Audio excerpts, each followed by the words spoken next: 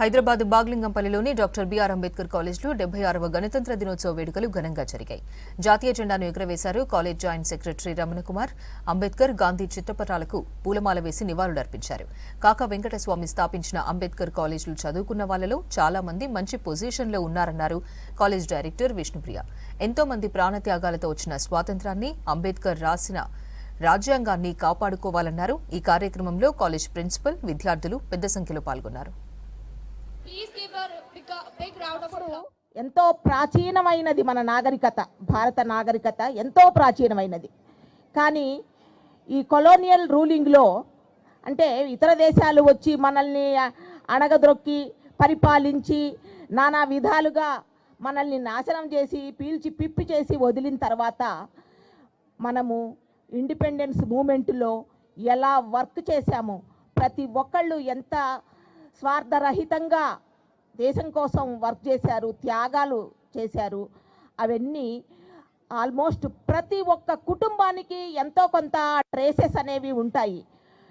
ఇప్పటి రోజుల్లో మనం వాటిని గుర్తు చేసుకోవాల్సిన అవసరము, వాటిని మళ్ళీ పాటించాల్సిన అవసరము ఉంది.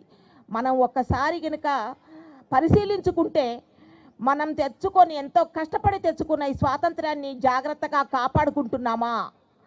మనం ఎంతో అభివృద్ధి చెందాము, ఎన్ని రకాలుగా మనము అన్ని వ్యవస్థల్లో ముందుకు వెళ్ళాము.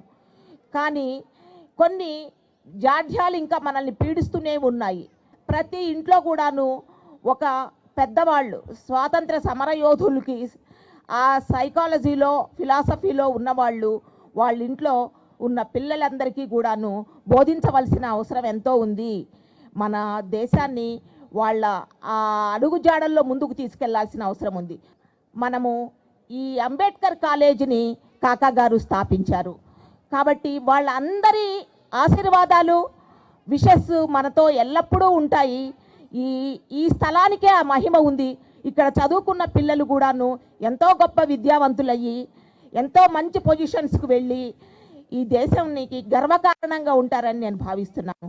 It's a very rare occasion that we celebrate a national festival. Even though on a holiday, students have turned up to the college, and also the faculty and NCC cadets. It's really proud to see so many participants today. And it's also very happy that this is the first year when girls NCC students are participating in Guard of Honor as well as for the Wagah border event. Congratulations to the NCC team. We have completed 75 years of Republic Day, and this is the 76th Republic Day. One person among us who has completed 74 years, that is none other than Vijayendra sir, if he is there here.